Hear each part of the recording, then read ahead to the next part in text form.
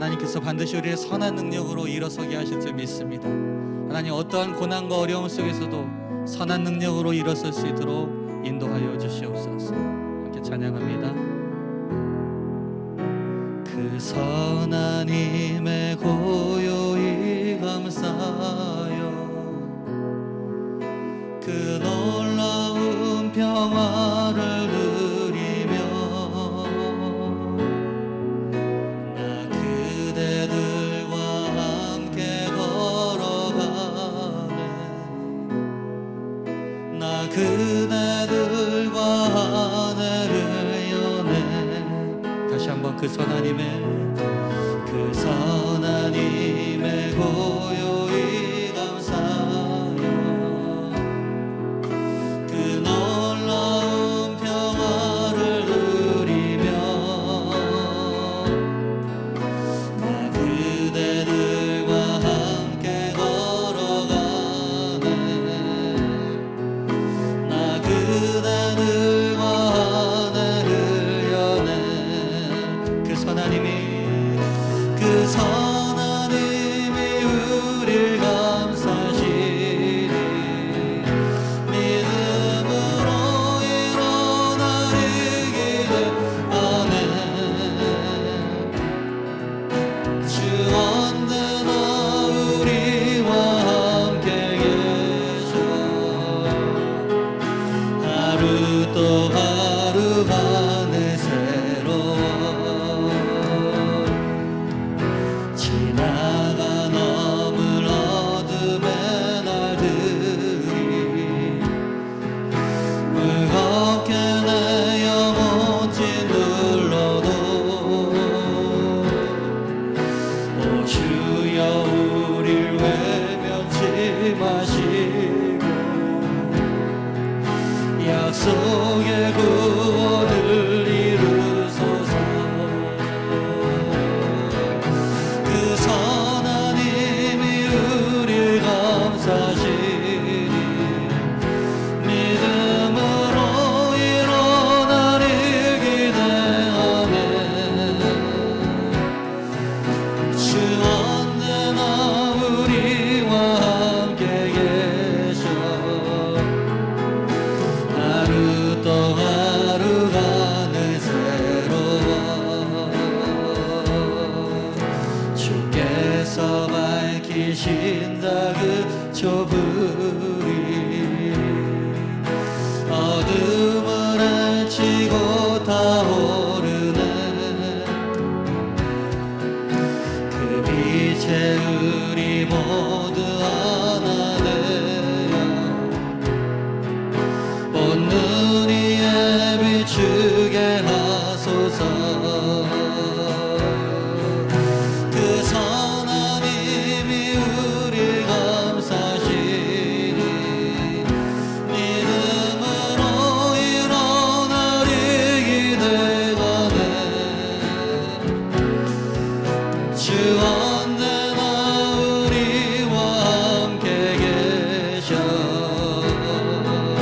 하루 또 하루가 늘 새로워. 이 고요함이 깊이 번져가네.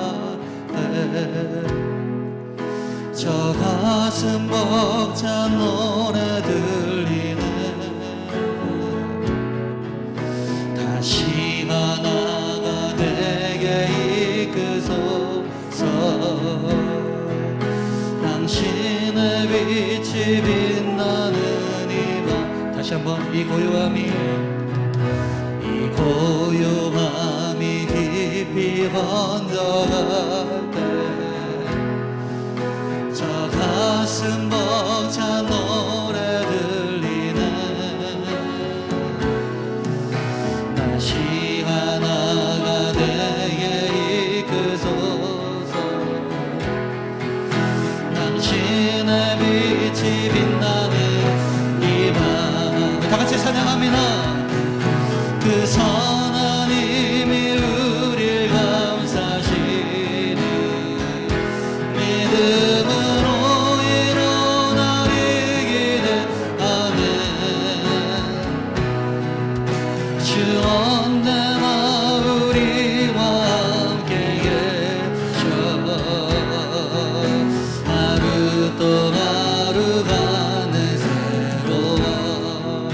시간 다시 한번 기도했으면 좋겠습니다. 하나님, 오늘도 그 선한 힘이 우리를 감싸시고 하나님, 믿음으로 일어날 일들을 우리가 기대하겠습니다. 하나님, 우리가 어떤 상황 속에서도 하나님 찬양하기를 멈추지 않게 하여 주시옵소서. 하나님, 예배하기를 멈추지 않게 하여 주시옵소서. 더욱더 우리가 믿음의 주여 온전케 하시는 주님을 바라보게 하여 주시옵소서. 내 영혼아 주님을 바라볼지어다. 내 영혼아 주님을 찬양할지어다. 우리 다 같이 기도합니다. 시작. 주여 하나님, 내 영혼아 주님을 찬양할지어다. 주님을 더욱더 경배할지어다. 주님을 바라볼지어다. 하나님 아버지, 어두운 상황 가운데 우리가 더욱더 주님을 예배하며 찬양하며 나아갑니다. 아버지, 흰옷 입은 주의 백성들이 주님을 찬양하며 전진해 나가게 하여 주시옵소서. 그 선한 힘이 우리를 감싸시고 아버지 하나님, 우리 어두운 현실 속에서 우리를 일어나게 하시고 우리를 일으키실 것을 믿습니다. 믿음으로 그 일어날 일들을 우리가 기대합니다. 믿음으로 주님께서 하실 일들을 우리가 바라봅니다. 오 주님, 우리를 외면치 말아주시고 아버지, 예배 가운데 하나님 우리와 함께하여 주시옵소서. 아버지, 우리와 함께하여 주시옵소서. 우리와 함께하여 주시옵소서. 찬양합니다. 그 선한 힘이, 그 선한 힘이 우리가 사시니 믿음으로 일어나리 기대하네.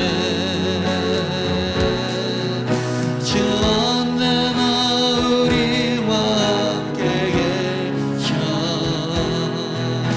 하루 또 하루가 늘 새로워. 그 선한 힘이, 그 선한 힘이 우리가 사시니 믿음으로 일어나리 기대하네. 주 언제나 우리와 함께 계셔. 하루 또 하루가 늘 새로워. 할렐루야. 우리 박수로 하나님께 영광을 돌립니다. 믿음으로 그 선한 일이 일어날 것을 우리가 기대하며 나아갑니다. 할렐루야. 아멘. 우리 자유의 사랑과 우리 이렇게 인사했으면 좋겠습니다. 믿음으로 일어날 일들을 기대합시다. 아멘. 지금 현실은 우리가 어둡고 캄캄하지만 그러나 믿음으로 하나님의 선하신 역사가 일어날 것을 우리가 이 시간 바라보며 찬양하며 나가기 소망합니다. 할렐루야. 우리 이 시간 복음 들고 산을 우리 함께 박수치면서 찬양합니다.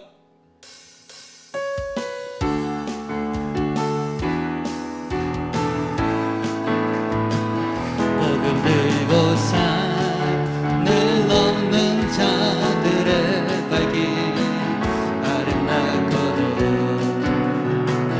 아름답도다. 평화 전하며 복된 소식을 외치세. 주 다스리시는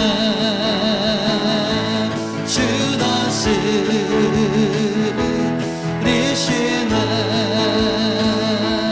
주 다스리시는. 다시 한번.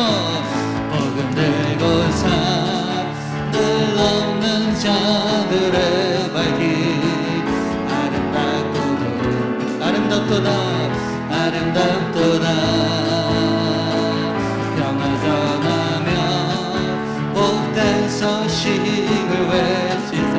주님이 다스리십니다. 주 다스리. 할렐루야.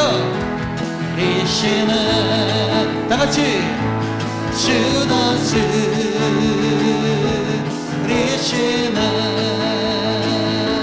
주 다스리시는 주 다스리십니다. 주 다스리시는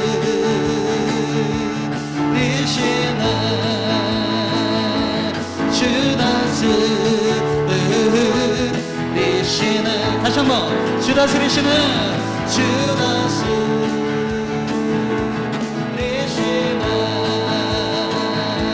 주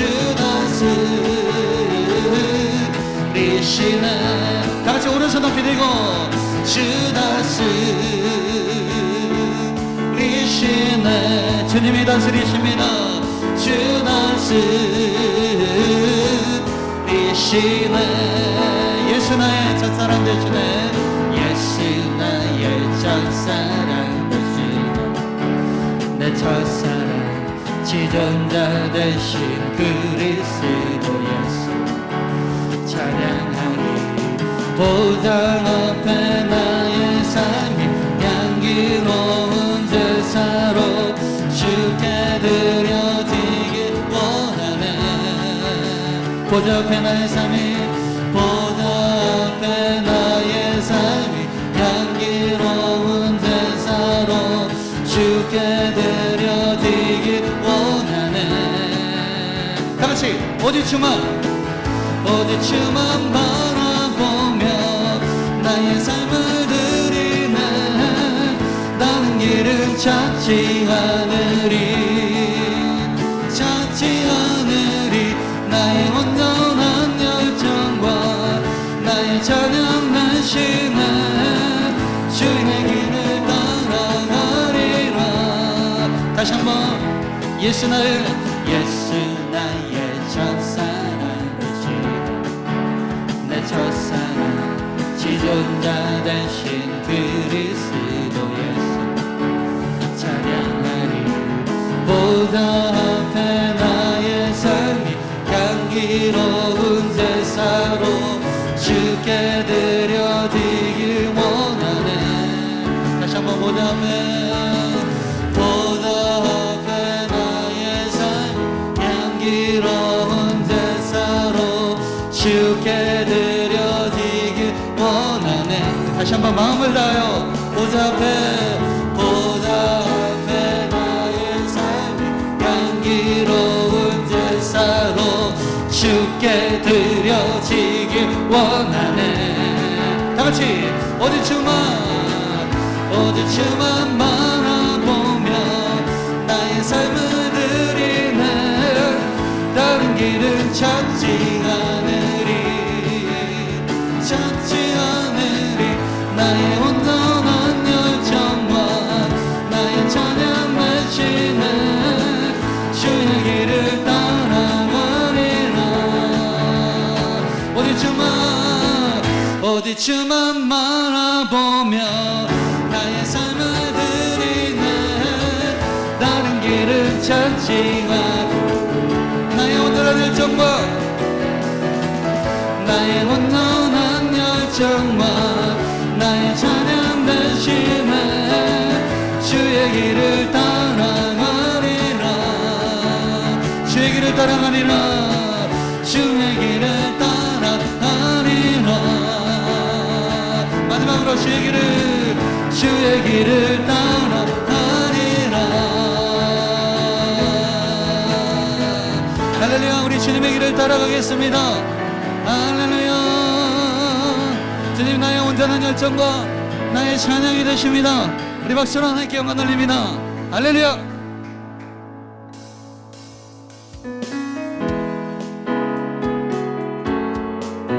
우리 박수치며 우리 대산을 넘어 언덕에 가도 찬양합니다.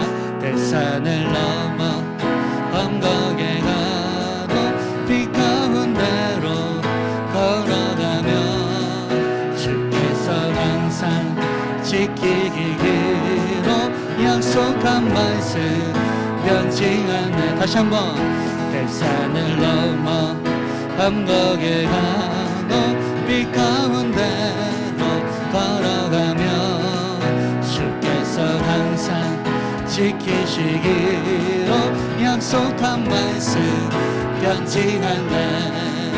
하늘의 영광 나의 맘속에 차고도 넘쳐 할렐루야를 힘차게 불러 영원히 주를 찬양하리. 캄캄한 밤에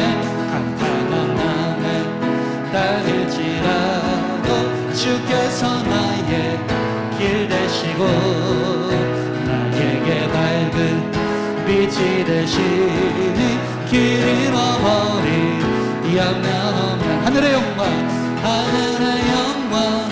하늘의 영광 나의 맘속에 차고도 넘쳐 할렐루야를 힘차게 불러 영원히 주를 찬양하리. 광명한 급이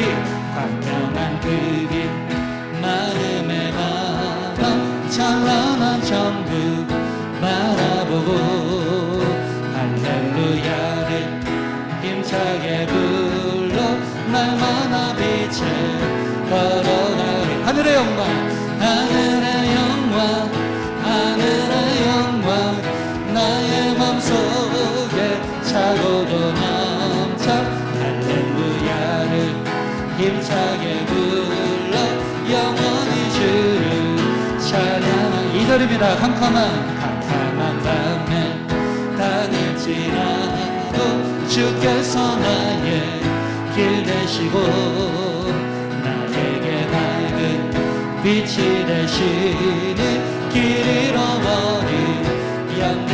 하늘의 영광 하늘의 영광 하늘의 영광 나의 맘속에 차고도 넘쳐 할렐루야를 힘차게 불러 영원히 주를 찬양하리. 광명한 급이 마음에 바람 찬란한 천국 바라보고 할렐루야를 힘차게 불러 날마다 빛에 걸어가리. 하늘의 영광 하늘의 영광 하늘의 영광 나의 맘속에 차고도 넘쳐 할렐루야를 힘차게 불러 영원히 주를 찬양. 하늘의 영광 하늘의 영광 하늘의 영광 나의 맘속에 차고도 넘쳐 할렐루야를 힘차게 불러 영원히 주를 찬양하리. 다같이 오른손 높이 들고 하늘의 영광 하늘의 영광 나의 맘속에 차고도 넘쳐 할렐루야를 힘차게 불러 영원히 주를 찬양. 다시 오른손 높이 들고 하늘의 영광 하늘의 영광 하늘의 영광 나의 맘속에 차고도 넘쳐 할렐루야를 힘차게 불러 영원히 주를 찬양하리. 할렐루야. 우리 박수로 하나님께 영광 돌리겠습니다. 할렐루야.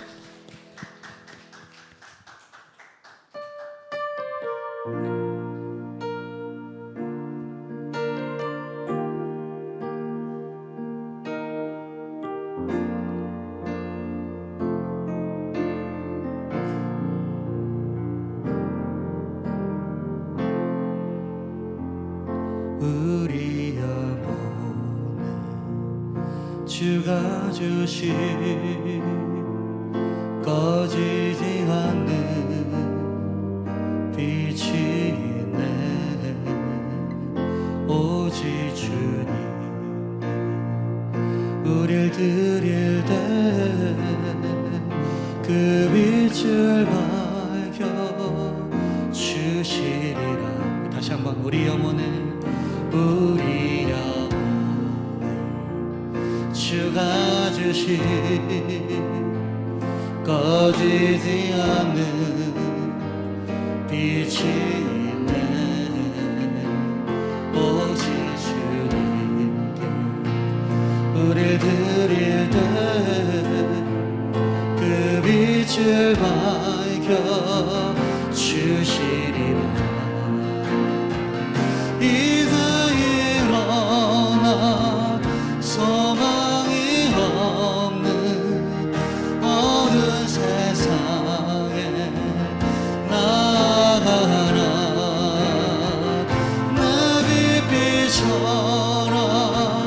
모두 알도록 빛을 들고 세상으로 빛을 들고 세상으로. 2절 찬양합니다. 절망에 빠진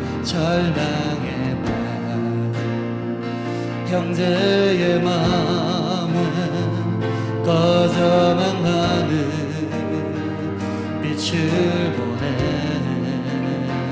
주님을 떠나 방황하는 자매도 그 빛의 생명 일어나네.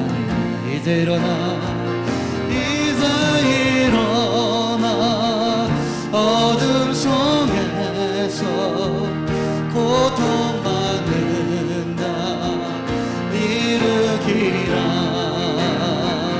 내 빛비춰라 모두 알도록 빛을 들고 세상으로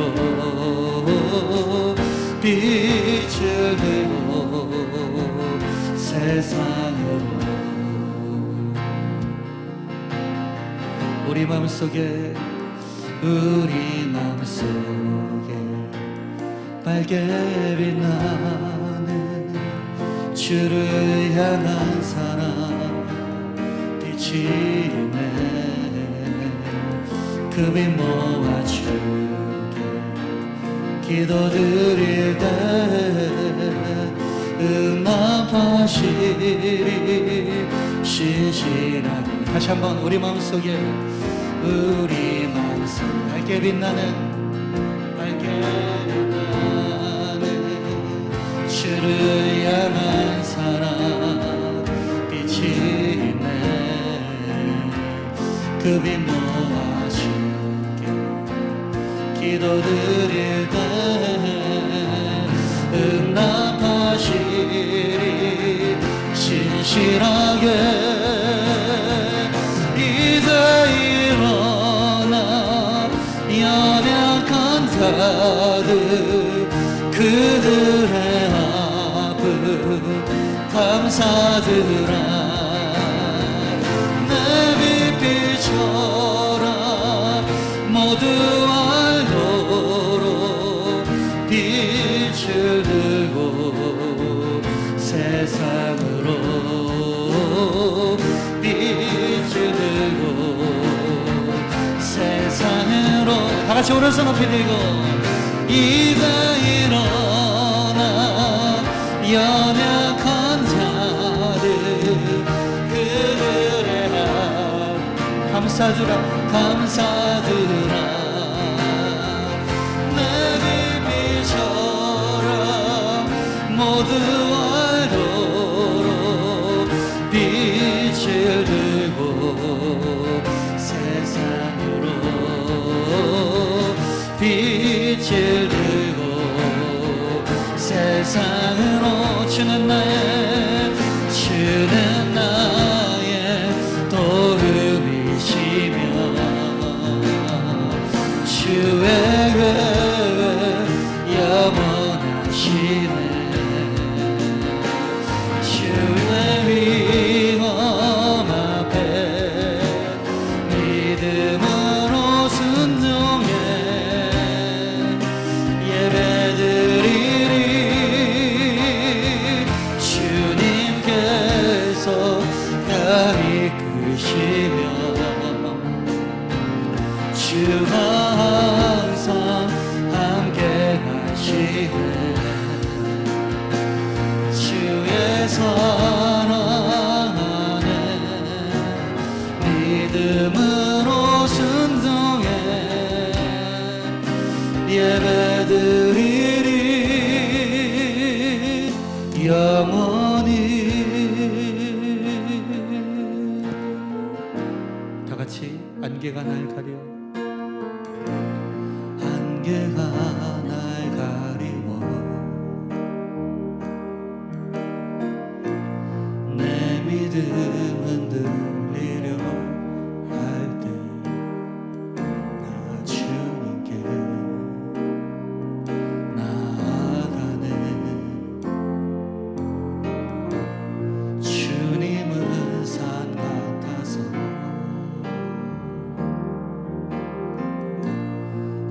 여전히 그 자리에 계셔 눈을 뜨면 보이리라 날 위한 그 사랑 주는 나의 도움이시며 주의 외에 영원하시네 주의 위엄 앞에 믿음으로 순종해 예배드리리 주님께서 날 이끄시며 주와 항상 함께 하시네 주의 사랑 안에 믿음으로 순종해 예배드리리 주는 나의 도움이시며 주의 교회 영원하시네 주의 위엄 앞에 주의 위엄 앞에 믿음으로 순종해 예배드리리 다같이 두 손 높이 들고 주님께서 날 이끄시며 주가 항상 함께 하시네 주의 사랑 안에 믿음으로 순종해 예배드리리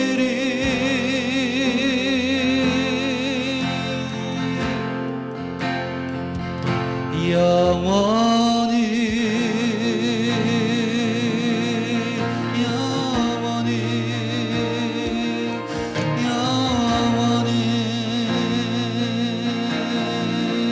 할렐루야. 우리 박수로 하나님께 영광 돌리겠습니다. 아버지 영원한 주님의 사랑 가운데 우리를 초대하여 주시니 감사드립니다. 아버지 오늘 영원하신 주님의 말씀이 우리 가운데 들려올 때 우리가 그냥 흘려 지나가지 않게 하여 주시고 우리의 마음밭에 그 말씀을 받게 하여 주시옵소서. 영원하신 하나님의 사랑이 우리 가운데 찾아오시며 영원하신 그 말씀이 우리 가운데 찾아오실 때 아버지 하나님 그 말씀을 듣고 순종으로 나아가는 순종으로 반응하는 우리 예배자들 될 수 있도록 인도하여 주시옵소서. 우리 주여 한번 외치며 기도합시다. 시작. 주여.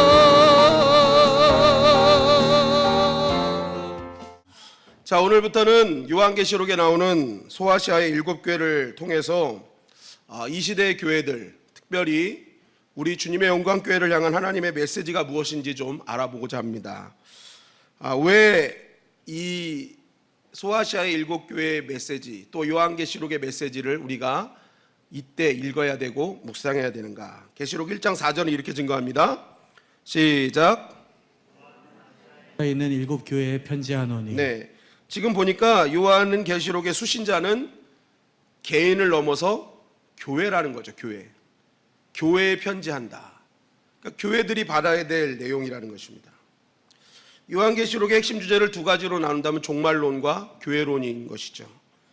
결국 마지막 때 교회가 붙잡아야 될 메시지를 말씀하시는 것이 요한계시록이라는 것입니다. 그렇다면 우리가 요한계시록, 특별히 이 시대에 교회로 부름받은 우리가 이 소아시아의 7교회를 향한 이 편지를 통해서 깨달아야 될 것은 무엇인가? 가장 중요한 핵심은요, 한번 따랐습니다. 교회는 절대 무너지지 않는다. 절대 무너지지 않는다. 네. 우리 계시록 2장 1절 말씀 다시 한번 읽어볼까요? 시작. 에베소 교회의 사자에게 편지하라. 오른손에 있는 7뼈를 붙잡고 7 금촛대 사이를 거니시는 이가 이르시되. 네, 소아시아 7교회 중에 이제 에베소 교회를 시작하시면서 그 에베소 교회에 편지하는 분이 누구신지를 먼저 알려주세요. 그분은 누구십니까? 오른손에 7뼈를 붙잡고 7 근촛대 사이를 거니시는 이다라고 성경은 우리에게 말씀하고 있습니다. 이 말씀 여러분 우리 교회론에 있어서 굉장히 중요한 말씀입니다. 그래서 이 말씀을 우리가 제대로 이해해야 되는데, 이 제대로 이해하기 위해서는 먼저 7별과 7 금촛대가 무엇인지를 우리는 먼저 알아야 됩니다. 그럼 7별과 7 금촛대는 무엇인가? 계시록 1장 20절 말씀을 다 같이 한번 읽어볼까요? 시작. 내가 본 것은 내 오른손에 7별의 비밀과 또 7 금촛대라. 7별은 7 교회의 사자요 7 촛대는 7 교회니라. 자, 7별과 7 금촛대가 무엇인지 분명하게 성경은 우리에게 알려주고 있습니다. 헷갈리시면 안 돼요. 다른 거에 뭐 속으시도 안 돼요. 그냥 딱 정확하게 성경에서 알려주고 있는 답이 정답입니다.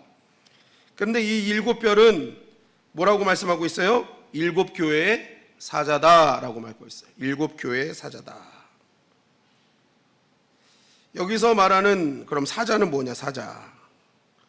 이 성경에서 사자로 번역된 이 단어는 헬라어로 앙겔로입니다. 앙겔로이. 영어로 말하면 엔젤이에요. 그러니까 이게 사자라고 했지만 실제적으로는 천사죠. 천사.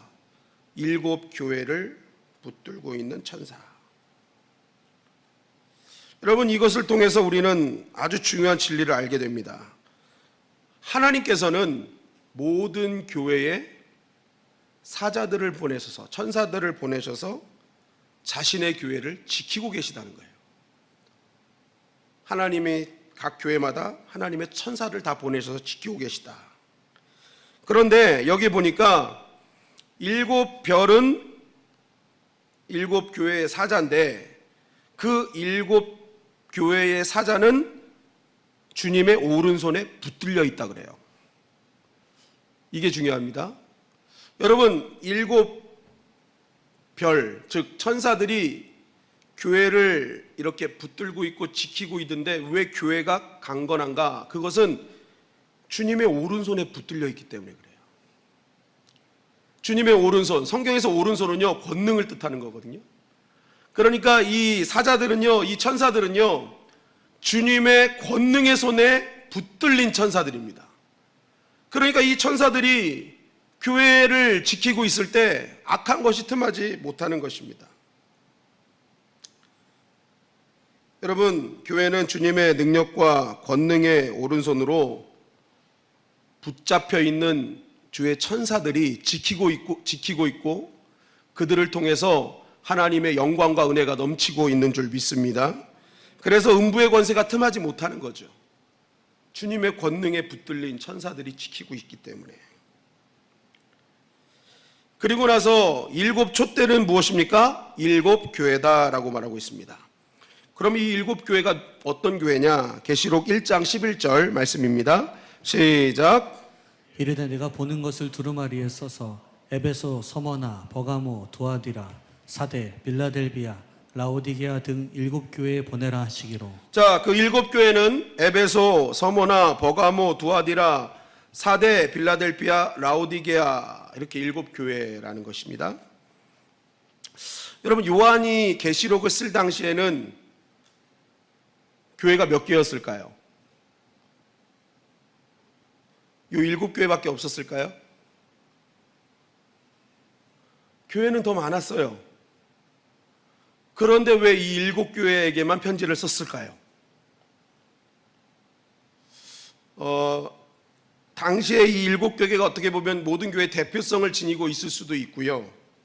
무엇보다도 중요한 것은요, 지금 사도 요한이 편지를 쓸 당시에 이 7 교회에 여러 가지 갖고 있는 속성과 특징이 지금 이 땅에 이 시대에 있는 교회들의 속성과 특징을 그대로 가지고 있었기 때문이라는 거죠. 변함없이 교회의 동일한 모습이요, 사도 요한 시대에 이 교회도 있었지만 이 7 교회의 그런 어떤 특성들이 지금 이 시대의 교회에도 여전히 있는 것을 주님이 아셨기 때문이죠. 그래서 알파와 오메가 되시고 처음과 나중 되시는 주님께서 그때 당시에 7 교회의 특징들을 정확하게 짚어주시면서 결국 이 시대의 교회들에게 어떻게 하시는 거예요? 메시지로 주시는 거예요. 이 교회들의 특징이 너희들에게도 있고, 잘한 것은 같이 하되 못한 것은 고쳐나가는 거죠. 잘못하고 있는 것을 그대로 따라하고 있는가? 그러면 너희들 바꾸라는 거예요. 개혁하라는 거예요. 마지막 때 그런 교회가 강력해진다는 것입니다. 그래서 주님께서는 특별히 이 7교회를 선정하셔서 이 7교회 메시지와 편지를 보내시면서 더 나아가 이 땅의 교회들, 그리고 우리 주님의 영광교회에 이미 사도 요한의 시대에 메시지를 보내고 계셨다는 것입니다. 그래서 우리가 이 요한계시록에 나오는 7교회를 향한 편지는요, 사도 요한 시대의 7교회만을 위한 편지가 아님을 우리는 기억해야 되고, 오늘 이 시대에 이 땅에 있는 우리 주님의 영광교회를 향한 예수님의 간절한 마음이 담겨있는 메시지임을 기억해서 우리가 이 메시지를 우리의 메시지로 받아들여야 될 줄 믿습니다. 그래서 그 메시지를 나의 메시지로 받아들이고 우리 교회의 메시지로 받아들이고, 잘한 것은 함께 계속 진행해 나가고, 주님께서 이건 아니다 하고 지적하신 것은 바꿔나가면서 정말 마지막으로 치닫는 이 시대에 살아있는 교회로 우리가 우뚝 서야 된다는 것입니다.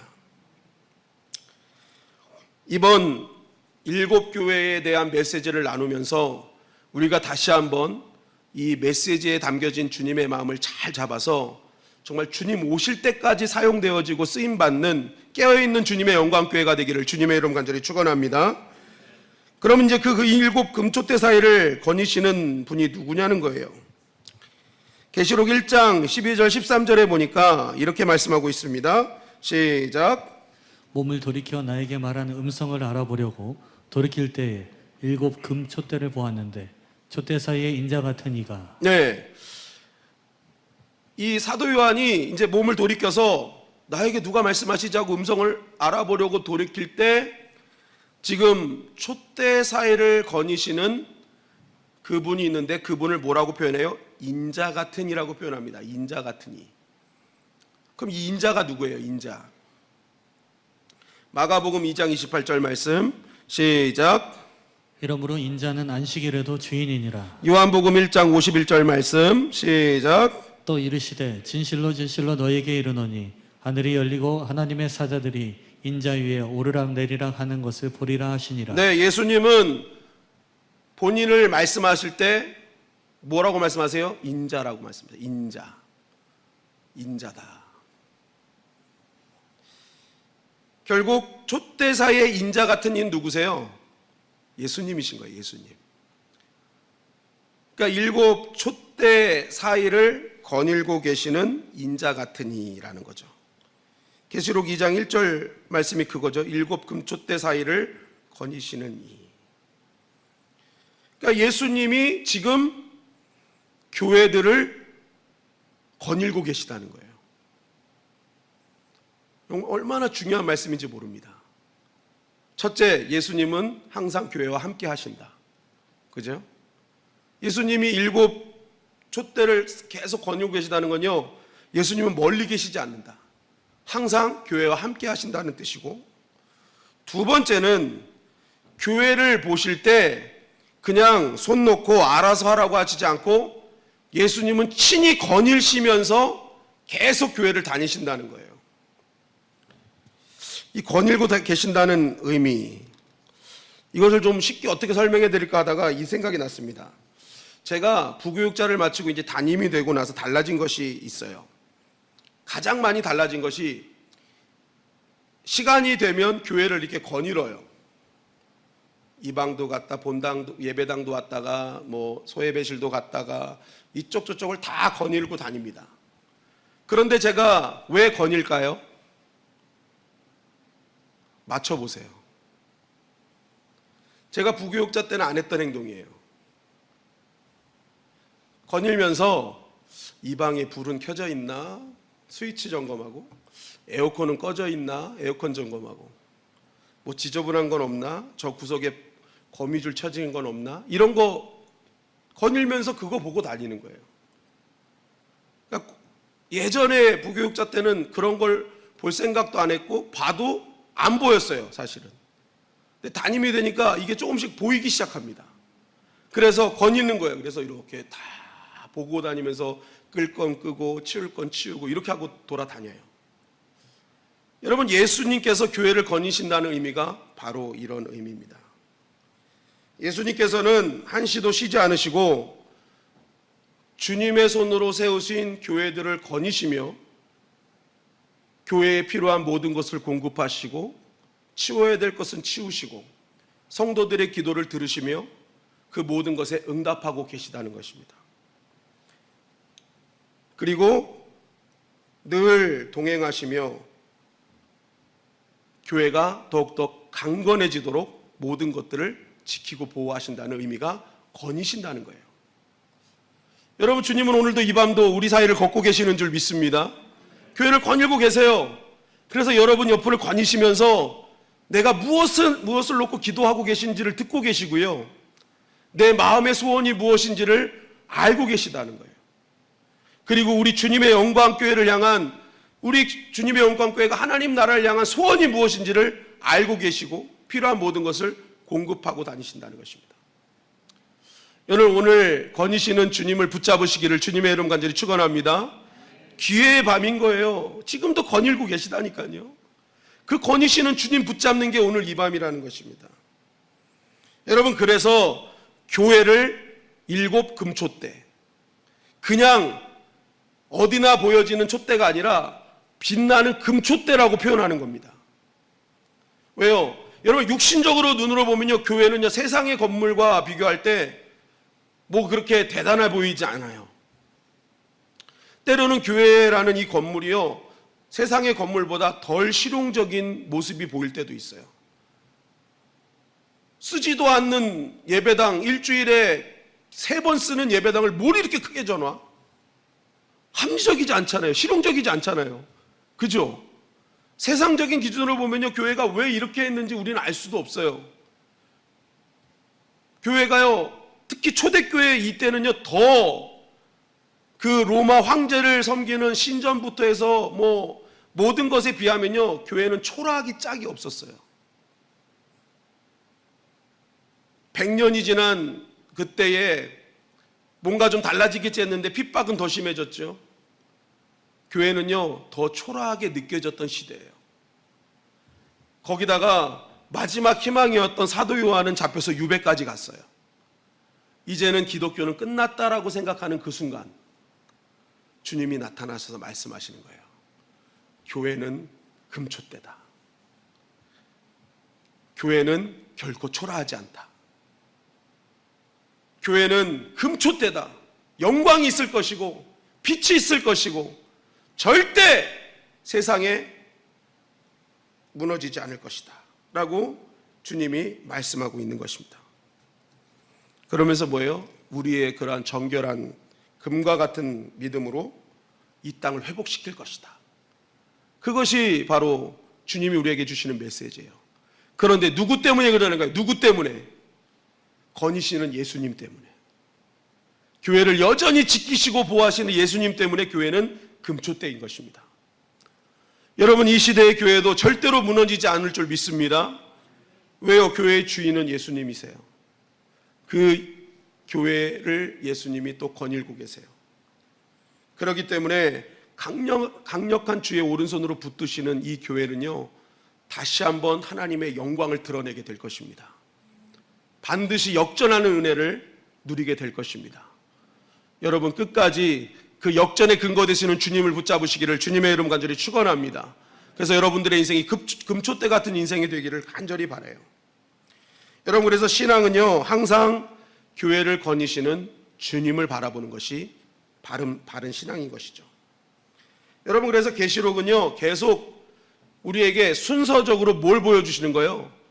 그 주님 보라는 거예요. 교회를 거니시는 주님부터 보라는 거예요. 지금 세상에 나타날 앞으로의 종말의 현상, 여러 가지 성도들에게 닥쳐질 문제, 이게 중요한 게 아니라 거니시는 주님을 먼저 바라보면요, 앞으로 어떤 어려움과 난관이 오더라도 교회는 이긴다는 거예요. 그래서 교회는 요한계시록은 먼저 교회를 거니시는 주님부터 등장시키는 거예요. 알려주시는 거예요. 그래서 그거 봐서 마지막 종말의 때를 넉넉히 이기라는 메시지인 것입니다.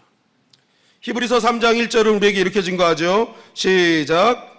그러므로 함께 하늘의 부르심을 받은 거룩한 형제들아, 우리가 믿는 도리의 사도이시며 대제사장이신 예수를 깊이 생각하라. 네, 예수님 깊이 생각해라. 여러분, 종말의 때, 마지막 때가 올 때 가장 큰 문제는 우리가 먹을 것이 없어서 입을 것이 없어서가 아니에요. 진짜 바라봐야 될 분을 바라보지 못해서 종말의 때는 문제가 오는 것입니다. 여러분, 마지막 때가 올수록 우리의 시선은 더욱더 주님께 선명해져야 됩니다. 또렷해져야 되는 거예요. 여전히 교회와 성도들을 거닐고 계시는 그 주님을 바라볼 때 이 마지막에 어떠한 상황 속에서도 넉넉히 이기는 하나님의 백성이 될 것입니다. 자, 그러면은 이렇게 교회의 능력 되시는 주님께서 이제 에베소 교회를 향해서 무엇이라고 말씀하시는지 우리 계시록 2장 2절부터 3절 말씀을 다 같이 읽겠습니다. 시작. 내가 내 행위와 수고와 내 인내를 알고 또 약한 자들을 용납하지 아니한 것과 자칭 사도라 하되 아닌 자들을 시험하여 그의 거짓된 것을 내가 드러낸 것과 또 내가 참고 내 이름을 위하여 견디고 게으르지 아니한 것을 아노라. 자, 에베소 교회를 향해서 예수님은 먼저 칭찬하십니다. 칭찬하세요. 어떤 칭찬을 하시냐? 내가 내 행위와 수고와 인내를 안다. 너희가 나한테 어떻게 행동을 했고 어떻게 수고했고 어떻게 참아냈는지 내가 다 알고 있다. 여러분, 주님은 다 알고 보고 계시는 줄 믿습니다. 여러분들의 행동, 여러분들의 교회를 향한 헌신과 수고, 여러분들이 믿음으로 인내한 거, 그거 다 헛것 아니에요. 주님은 다 알고 계시고 보고 계세요. 그래서 나중에 마지막 때 그거 다 칭찬하십니다. 반드시 칭찬하십니다. 오늘도 이 밤도 보고 계시는 주님. 그런데 이들이 했던 교회의 행동과 수고가 뭐예요? 악한 자들을 용납하지 않고 자칭 사도라 하되 아닌 자들을 뭐예요? 드러냈다는 거예요. 또 그러한 악한 자들을 계속 뭐예요? 계속 교회의 그런 핍박과 여러 가지 어려움들을 참아내고 오직 예수님의 이름을 위하여 견뎌낸 거, 그거 칭찬하고 계시는 거예요. 이 말씀을 보면서 에베소 교회의 장점을 적었습니다. 그것은 그들은 거짓을 금방 구별할 수 있는 굉장히 선명한 어떤 말씀의 기준을 갖고 있었던 교회였다는 거죠. 악한 자들, 거짓된 자들, 이러한 자들이 들어오면요, 바로 이거 악한 거네, 이거 거짓된 거네, 이것을 바로 구별해낼 수 있는 아주 선명한 말씀이 깨어있는 교회였음을 우리는 알게 되는 거죠. 그러니까 당시에 강력한 이단 세력 중에 하나가 니골라당이었는데, 계시록 2장 6절을 보니까 오직 내게 이것이 있으니 내가 니골라당의 행위를 미워하는도다 나도 그것을 미워하노라. 이 니골라당이 얼마나 교회들을 괴롭혔는지 몰라요. 이 니골라당은 영지주의 중에 하나인데, 영지주의는요, 보이지 않는 영적 세계만 중요하다고 생각합니다. 이 보이는 육적 세계는요, 뭐 그렇게 중요하지 않다는 거예요.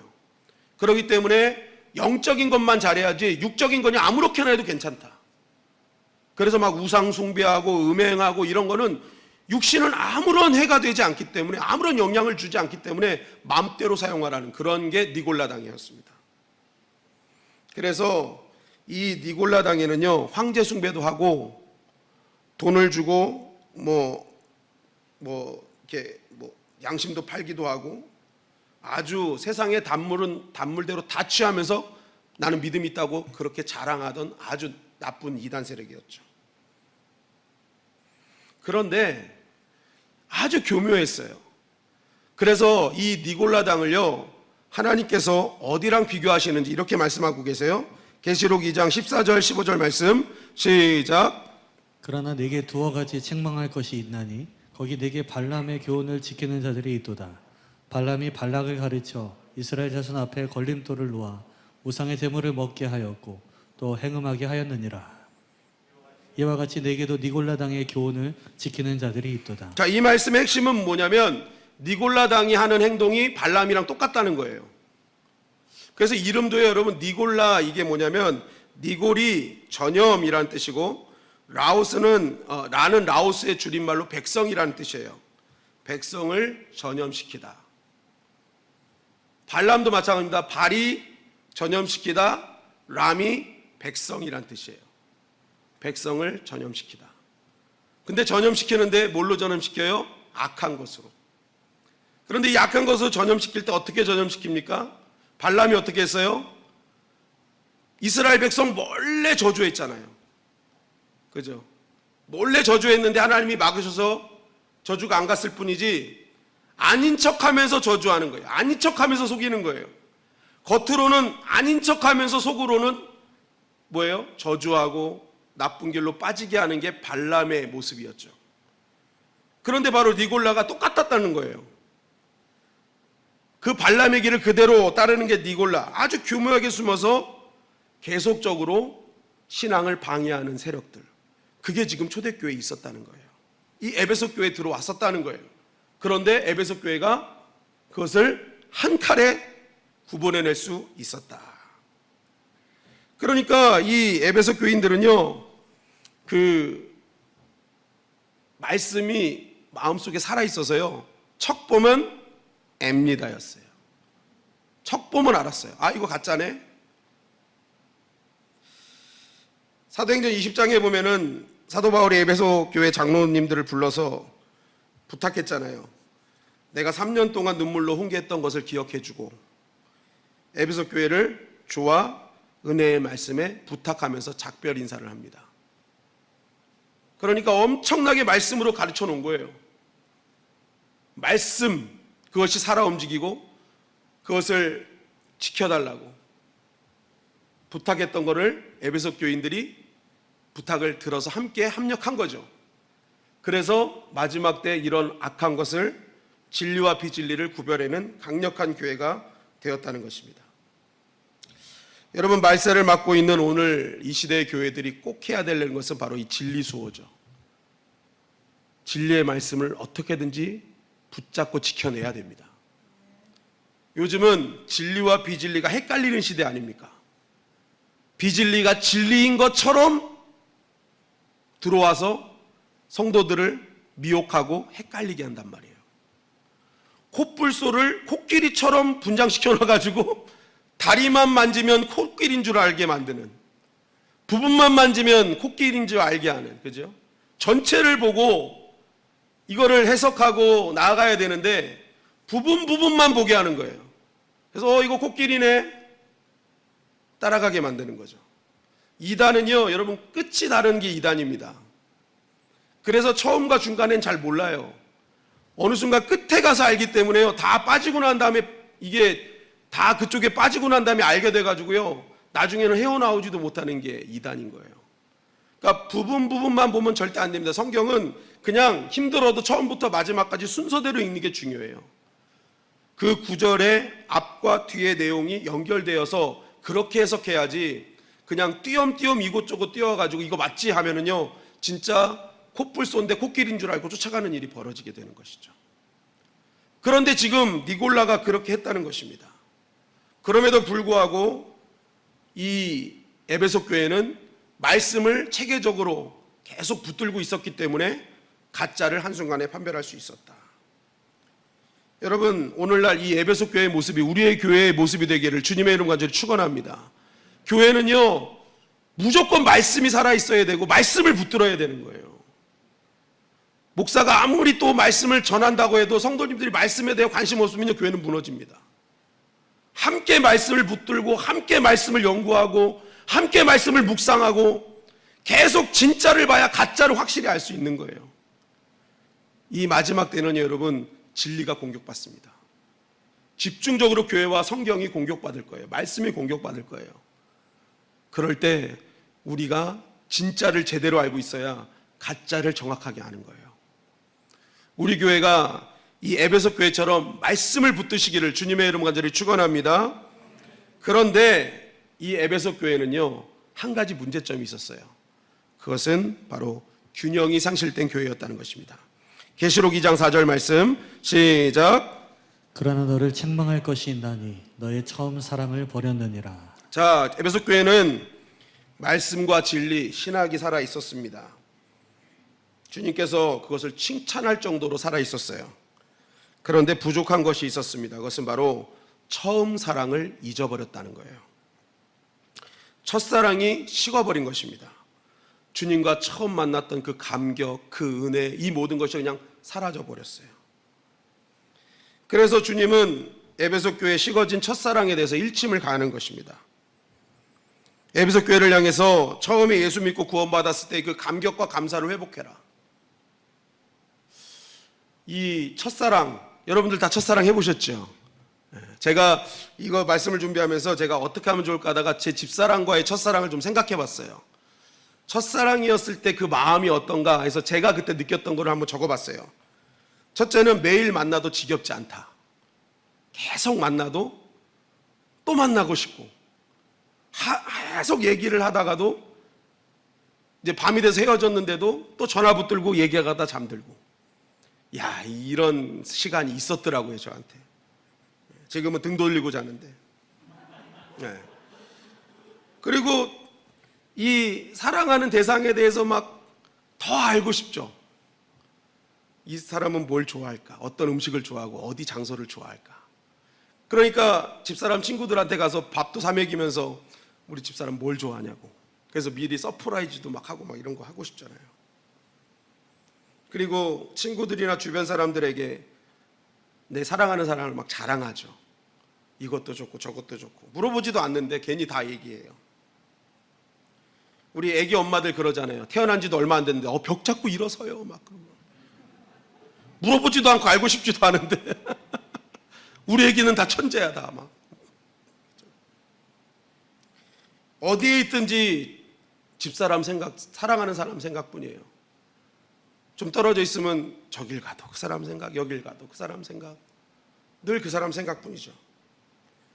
또 없었던 삶에 열정이 생깁니다. 아무리 씻으라 해도 안 씻었는데 어느 순간 잘 씻기 시작해요. 그리고 부지런해지기 시작합니다. 제가 우리 애들도 보니까 그렇더라고요. 하도 안 씻어가지고 씻어라 했는데 어느 순간 씻고 다니길래 보니까 썸 타고 있는 거예요. 썸 타고 있는 거예요.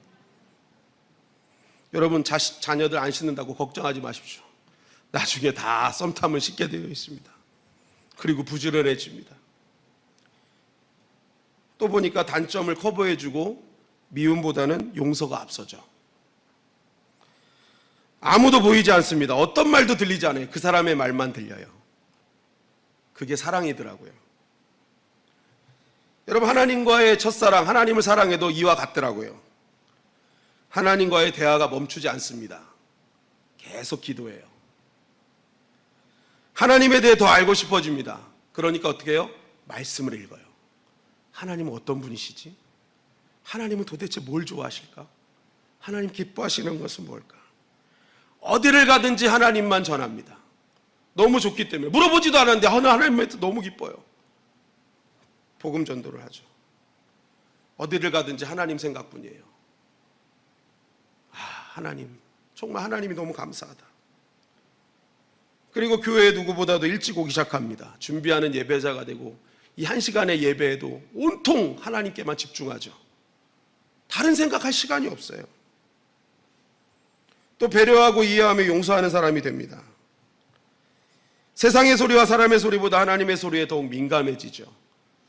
보니까 사람을 사랑하는 것, 물론 그 이상이겠지만 하나님과의 첫사랑일 때 거의 비슷하더라고요. 이 첫사랑의 그 뜨거움은요, 그냥 멈추질 못하는 거예요. 끊임없이 기도하고 말씀 듣고, 이게 사랑이더라고요. 그런데 사랑이 식으면 달라지죠. 그렇게 뜨거웠던 기도와 말씀이 소홀해집니다. 그 말씀을 전하지도 않아요. 하나님 생각보다 세상 생각뿐입니다. 예배에도 겨우 옵니다. 오는 것만으로 감사하게 생각하라고 하죠. 그리고 용서가 안 됩니다.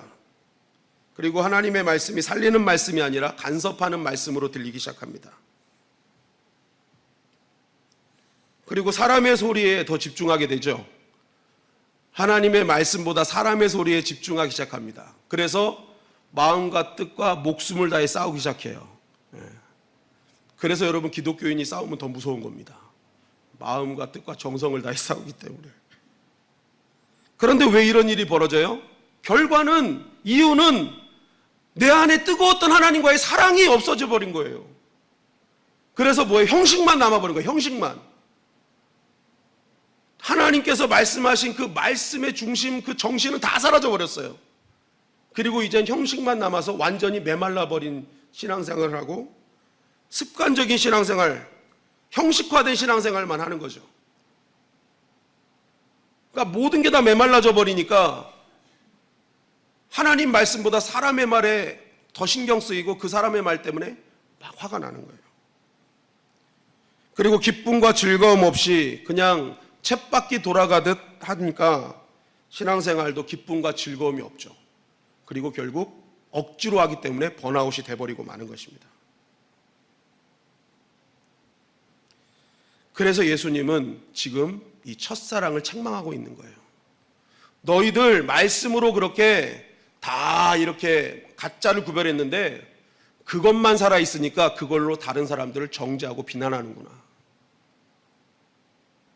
교회가 교회답지 않아졌구나. 너희들이 빨리 그 첫사랑을 회복해라. 여러분, 우리가 하나님과의 관계가 소홀해진 것은요, 말씀을 몰라서가 아닙니다. 어느 순간 내 안에 하나님과의 만났던 그 첫사랑이 다 식어져 버린 거예요. 그 뜨거움이 사라져 버린 거예요. 그러니까 나의 신앙이 재미가 없는 거예요. 즐겁지 않은 거예요. 그래서 사도 바울은 고린도전서의 말씀을 통해서 한 장을 할애하면서 무슨 말을 해요? 사랑장을 얘기하잖아요. 사랑 없으면 안 된다. 사랑 없으면 울리는 꽹과리다. 사랑 없으면 안 된다는 거예요. 사랑을 강조하는 것이죠. 여러분, 그럼 우리는 다시 조화로운 신앙생활을 위해서 해야 될 일이 무엇이겠습니까? 계시록 2장 5절은 이렇게 증거합니다. 시작. 그러므로 어디서 떨어졌는지를 생각하고 회개하여 처음 행위를 가지라. 만일 그리하지 아니하고 회개하지 아니하면 내가 네게 가서 내 촛대를 그 자리에서 옮기리라. 자, 어디서부터 이 균형이 깨졌는지를 빨리 점검하라는 거예요. 왜 형식적인 신앙만 남게 되는, 사랑이 사라진 그 이유를 빨리 찾아내라는 거예요. 여러분, 그 이유가 여러 가지가 있을 수 있어요. 첫째는 늘 공급받던 영적 공급이 끊어졌을 경우. 그죠? 내가 하나님과의 매일 첫사랑 때 막 계속 유지됐던 건 계속된 공급이 있었거든요. 말씀의 공급, 은혜의 공급, 찬양의 공급. 나에게 계속 공급이 있었는데 어느 순간 그게 끊어져 버린 거예요. 공급이 끊어지니까 관계가 끊어지죠. 첫사랑이 회복되지 않는 거예요. 특별히 지금 이 코로나 시대에 더 심각한 문제일 수 있습니다. 그렇게 매일매일 찾아왔던 성전의 발걸음이 어느 순간 뚝 끊어졌죠. TV로 보는 것도 한계가 있는 거예요. 왜냐하면 방송이 송출이 제대로 안 되는 경우도 있고, 집에 있으면은 그렇게 들리지 않았던 밥 뚜껑이 움직이는 소리가 막 들려버리고, 가만히 있었던 애기가 막 울어버리고, 생각하고 이게 생각지 않았던 일들이 계속 생기니까요, 공급이 안 돼요. 그러니까 어느 순간 내 안에 하나님을 향한 그 열정과 사랑이 조금씩 식어지죠. 또한 하나님께 때로는 실망했기 때문일 수도 있습니다. 하나님을 믿으면서 기대했던 것들이 내 기대와 전혀 다르게 나타냈을 때, 나는 나름 열심히 했는데 그에 따른 대가가 이루어지지 않았을 때, 하나님은 내 기도를 들어주시지 않는다고 생각할 때 마음의 문을 닫아버리는 거죠. 근데 중요한 건 뭐예요? 내가 닫은 거예요. 내가 닫은 거. 하나님은 여전히 열고 계시고, 내 생각대로 내 때를 내가 생각하고 내 기대만을 생각해서 그렇지, 하나님은 이미 그것보다 나에게 더 필요한 걸 주셨거든요. 근데 내가 생각한 기대, 내가 생각한 방법이 이루어지지 않으니까 안 이루어진 거라고 생각을 하는 거예요. 그러니까 하나님 너무하다. 그러니까 하나님에 대한 기대가 사라져 버린 거죠. 그러니까 그 사랑이 식어져 가는 것입니다.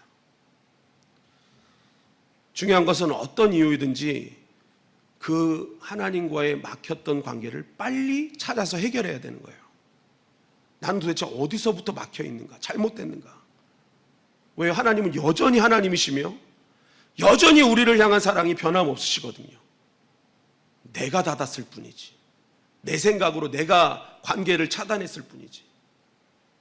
그래서 빨리 그것을 깨닫고 나면 회개의 자리로 돌아가 다시 한번 주님께서 원하시는 사명의 자리로 나가야 돼요. 왜요? 뭐라고 말씀하십니까? 처음 행위를 가지라고 하시잖아요. 너 처음에 했던, 나와 그렇게 간절하게 만나고 뜨겁게 나와 일하고 나와 나를 와서 예배하고 찬양했던 그 모습으로 돌아가라. 그죠? 여러분, 우리가 찾았다면요, 하나님 내가 잘못했습니다 회개하고 다시 그 자리로 돌아가면요, 막혔던 모든 하나님과의 관계가 열려지게 될 줄 믿습니다. 영적 혈관이 딱 뚫려버리는 거예요. 여러분, 그럴 때 다시 한번 촛대가 옮겨지지 않죠. 그 촛대를 통해서 그 불빛이 우리의 삶을 비추시고 또 영광을 드러내시고, 그죠? 하나님의 크신 은혜를 경험하게 되는 것입니다. 여러분, 우리 교회가 또 여러분들이 주님이 기뻐하시는 균형 잡힌 교회가 되시기를 주님의 이름 간절히 축원합니다. 하나님의 진리만이 남아있는 것, 그거 바람직하지 않아요. 사랑이 조화가 돼야 됩니다. 균형을 맞춰야 돼요. 그럴 때 교회는 교회다워질 수 있고 이 마지막 때를 넉넉히 이기는 살아있는 믿음의 재단이 되는 것입니다.